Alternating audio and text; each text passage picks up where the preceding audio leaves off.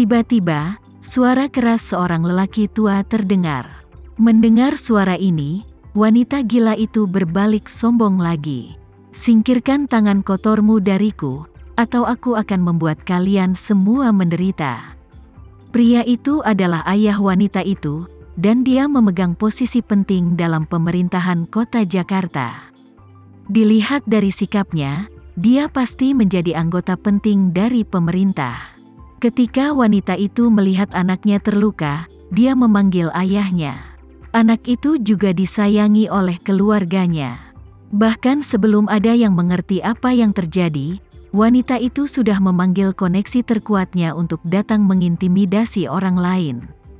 Apa yang terjadi di sini? Pria parubaya itu memandangi orang yang menggendong putrinya dengan marah dan melihat cucunya yang malang menangis.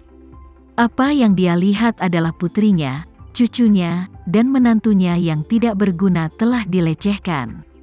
Bagaimana dia bisa melepaskannya? Semakin banyak orang yang terlibat dalam masalah ini karena jumlah keluarga anak laki-laki itu melebihi jumlah pihak Putri Bramasta. Tampaknya Putri Bramasta berada dalam posisi yang kurang menguntungkan. Namun, Putri Bramasta tetap tidak memperhatikan orang itu. Nyatanya, dia tidak menyadari bahwa ada orang lain, karena perhatiannya tertuju pada putri kecil. Sepotong kecil daging ditarik keluar dari tubuh putri kecil, dan rasanya seperti sepotong daging Putri Bramasta juga diambil.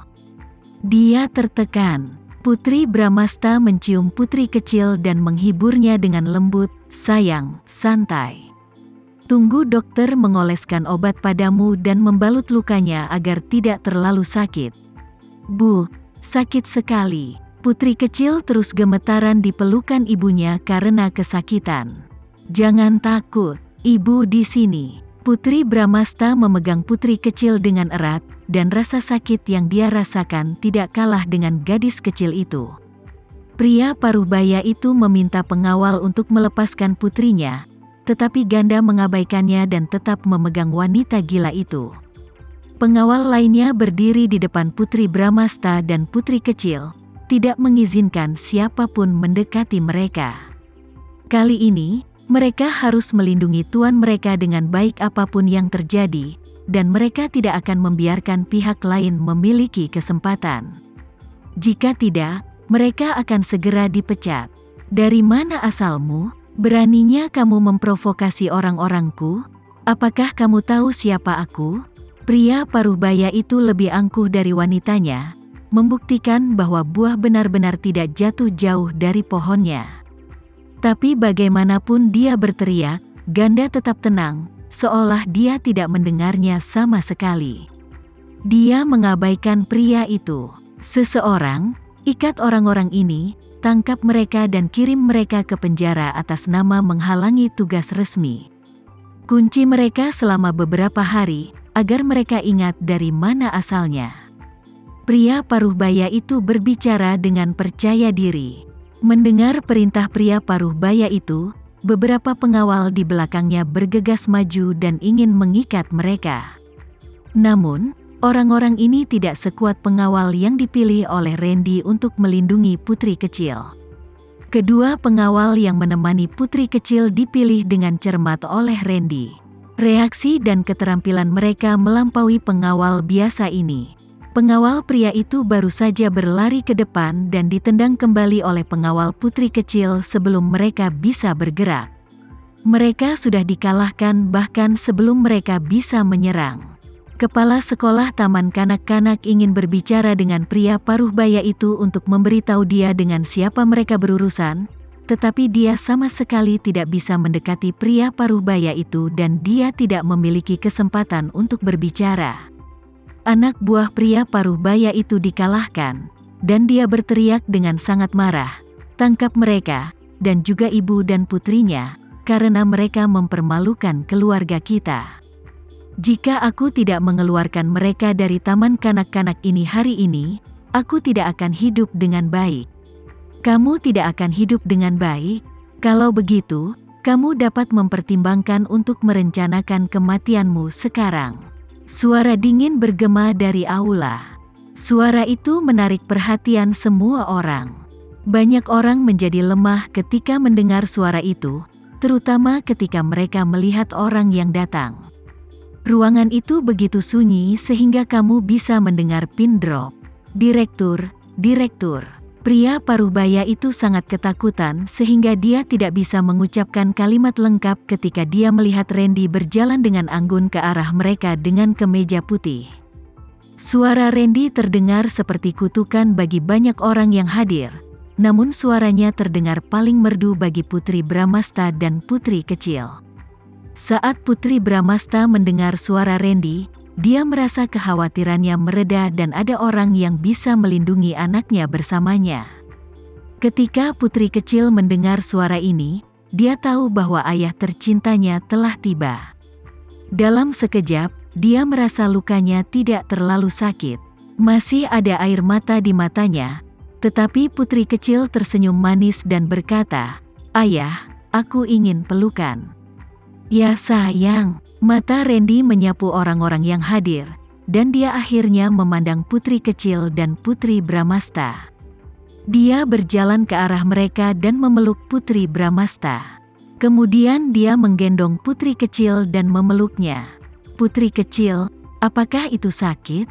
"Iya, sedikit sakit, tapi ayah di sini sekarang, jadi tidak sakit lagi." Betapapun menyakitkannya, ketika putri kecil melihat ayahnya, dia tahu bahwa dukungan terbesarnya ada bersamanya. Dia tidak lagi takut seseorang akan menggertak dia dan ibunya.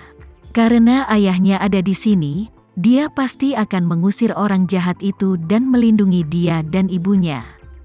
Dalam hati putri kecil, ayahnya seperti kakaknya David, mereka berdua adalah pahlawan super. Setiap kali orang jahat melihat mereka, mereka akan ketakutan. "Ya, putri kecil, kami sangat berani. Kamu tidak menangis bahkan ketika kamu terluka. Namun, ayah ingin memberitahumu bahwa kamu adalah anak kami yang berharga. Jika kamu pernah disakiti atau dianiaya, kamu harus tidak menyimpannya untuk diri sendiri, dan kamu harus memberitahu kami agar kami dapat melindungimu." Randy mencium wajah menggemaskan putri kecil. "Sayang, apakah kamu mengerti?" "Ya, ya." Putri kecil mengangguk dan menjawab dengan manis, "Aku mengerti." "Baiklah, biarkan dokter membersihkan lukanya terlebih dahulu. Jika sudah dirawat dengan baik, kami akan membawamu ke rumah.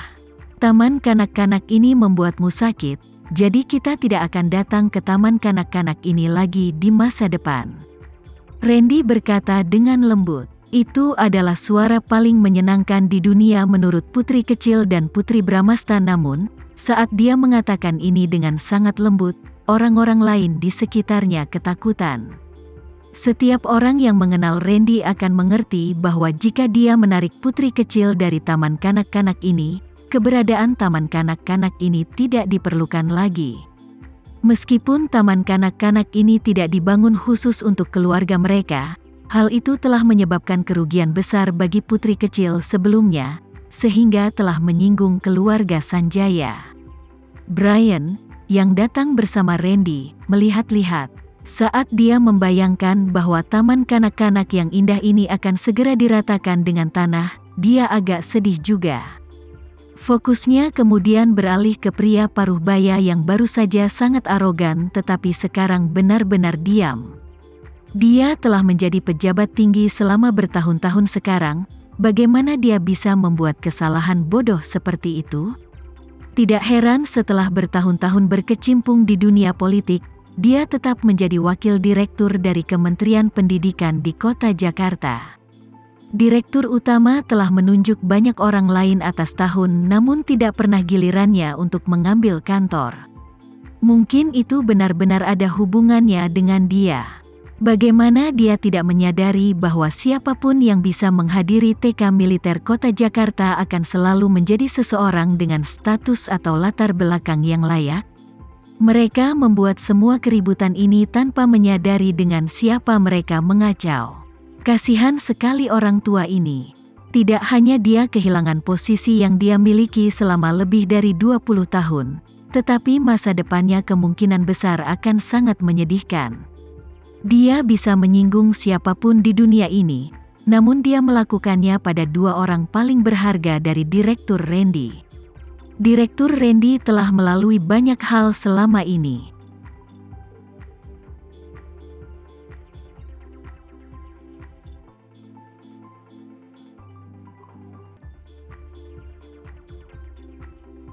Sekian dulu ya video kali ini, kita lanjutkan lagi videonya di lain waktu. Oh iya, bagaimana menurut kalian? Semoga bisa sedikit menghibur kalian semua. Untuk teman-teman yang baru nonton, jangan lupa subscribe ya, hehehe. Dan kalau teman-teman ada yang ingin gabung langganan, bisa langsung gabung saja untuk dapat fitur yang menarik dan sedikit membantu Mimin. Terima kasih banyak sudah menonton, sampai jumpa lagi, bye.